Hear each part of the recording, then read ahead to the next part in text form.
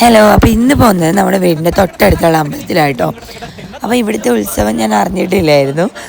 പിന്നെ ഈശ്വരൻ്റെ അമ്മയാണ് എന്നോട് വിളിച്ചു പറഞ്ഞത്, രശ്മി ഇവിടെ ഒരു ഉത്സവമുണ്ട്, ഞാൻ ഇന്നലെ പോയിട്ട് ചോറ് കഴിച്ചു, നല്ല രസമുണ്ടായിരുന്നു.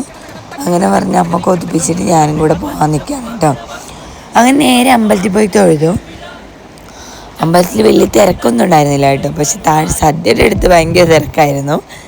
അപ്പോൾ ഞാൻ അമ്പലത്തിൽ പോയി തൊഴുത് പ്രദക്ഷിണം വെച്ച് പ്രസാദം വാങ്ങിച്ച് തിരിച്ചിറങ്ങിയിട്ടോ. അപ്പോൾ വരുന്ന വഴിക്ക് അമ്മയെ കണ്ടു. അപ്പോൾ അമ്മ പറഞ്ഞു ചോറ് കഴിക്കേണ്ടത് കുറച്ച് ഉള്ളിലേക്ക് പോകണമെന്ന്. അങ്ങനെ അവിടുന്ന് നേരെ ഉള്ളിലേക്ക് പോയി. ഇപ്പോഴത്തെ ചൂടിന് അവിടെ ഇരിക്കുക എന്ന് പറയുന്നത് വലിയൊരു ടാസ്ക്കാണ്, അത്ര ചൂടാണ് കേട്ടോ. എങ്കിലും സദ്യയല്ലേ, നമുക്ക് മിസ് ചെയ്യാൻ പറ്റുമല്ലോ എന്ന് പറഞ്ഞ് നമ്മൾ കുറേ സമയം അവിടെ ഇരുന്നു. അങ്ങനെ ചോറ് വന്നു, കറികൾ വന്നു. ഓ, അടിപൊളിയായിരുന്നു. എനിക്ക് ആദ്യമായിട്ടാണ് ഒരു അമ്പലത്തിൽ നിന്ന് ഗോളിക കിട്ടുന്നത് കേട്ടോ. സാധാരണ നമുക്ക് കല്യാണങ്ങൾക്കാണ് ഗോളിക കിട്ടുന്നത്. ഈ അമ്പലത്തിൽ എന്താണോ എന്തോ ഗോളിക കിട്ടി. അപ്പോൾ ഗോളികയും കൂട്ടി പായസം കൂട്ടി ഞാനൊരു പിടി പിടിച്ചു. അത് കഴിഞ്ഞ് പോകുന്ന വഴിക്ക് അമ്മയും വീടിൻ്റെ അടുത്തുള്ള കുറച്ച് പിള്ളേരും ചേച്ചിയൊക്കെ ഉണ്ടായിരുന്നു. അങ്ങനെ അവരെയും കൂട്ടി അങ്ങനെ നമ്മൾ വീട്ടിലെത്തിയിട്ട് ചൂട് സഹിക്കാൻ വയ്യ. അത് കഴിഞ്ഞ് ഞാൻ വീട്ടിലെത്തിയപാടെ കുറച്ച് മാങ്ങ ഇരിപ്പുണ്ടായിരുന്നു. അതിൽ നിന്ന് ഒരു മാങ്ങ എടുത്ത് കഴിച്ചു വിട്ടു. മാങ്ങ കഴിച്ച് കഴിഞ്ഞപ്പോഴത്തേക്ക് മോന് തൈക്കൊണ്ടേക്ക് വിടാൻ സമയമായി. അങ്ങനെ അവന് വേഗം മാഗി ആക്കി കൊടുത്തു കേട്ടോ. അവന് മാഗി ആക്കിയ കൂട്ടത്തിൽ എനിക്ക് തിന്നാൻ സമയം കിട്ടിയില്ല. പക്ഷെ ഞാൻ വെച്ചിട്ട് പോയില്ല, കുറച്ചെടുത്ത് കഴിച്ച് ചായയും കുടിച്ചിട്ടാട്ടോ പോയത്. പക്ഷെ ഞാൻ ഈ മാഗി കഴിക്കുന്നത് അവർ ജനൽ വഴി കണ്ടു തോന്നുന്നു. വേഗം വരാൻ പറഞ്ഞ് ഓണടിക്കുന്നുണ്ട്, സമയം വൈകിയെന്ന് പറഞ്ഞ്. അങ്ങനെ സമയമില്ല സമയത്ത് മാഗി വാരി തിന്നോട്ടാണ്. അത് കഴിഞ്ഞ് ചായയും കൂടെ കുടിച്ചിട്ട് ഞാൻ പോയത്. ആരെന്ത് പറഞ്ഞാലും ഞാൻ മാഗി തിന്നും. പക്ഷെ ഓണടിച്ചുകൊണ്ടിരിക്കുന്നുണ്ട് കേട്ടോ പുറത്ത് വണ്ടി.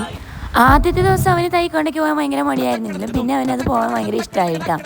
മുഖമൊക്കെ കലം പോലെ ഉണ്ട്, ഞാൻ വരാൻ വൈകിയതിൻ്റെ ദേഷ്യമാണ് കേട്ടോ. ഇങ്ങനെ തൈക്കൊണ്ടേക്ക് പോകുന്ന അമ്പും തൈക്കൊണ്ടേക്ക് പോയിട്ട് മാഷ ഇടി അറിഞ്ചും പൊറിഞ്ചും മേടിക്കാണ് നമ്മൾ പോകുന്നത്. മാഷ കഴിഞ്ഞ് അറിഞ്ചും പൊറിഞ്ചും ഇടി അമ്പൂന് കിട്ടുമ്പോൾ അമ്പു എന്താവും? ഞാൻ പറയും എന്റെ അമ്മക്ക് മാഗി കൊള്ളുകൊണ്ട് മാഗി തന്നോണ്ട്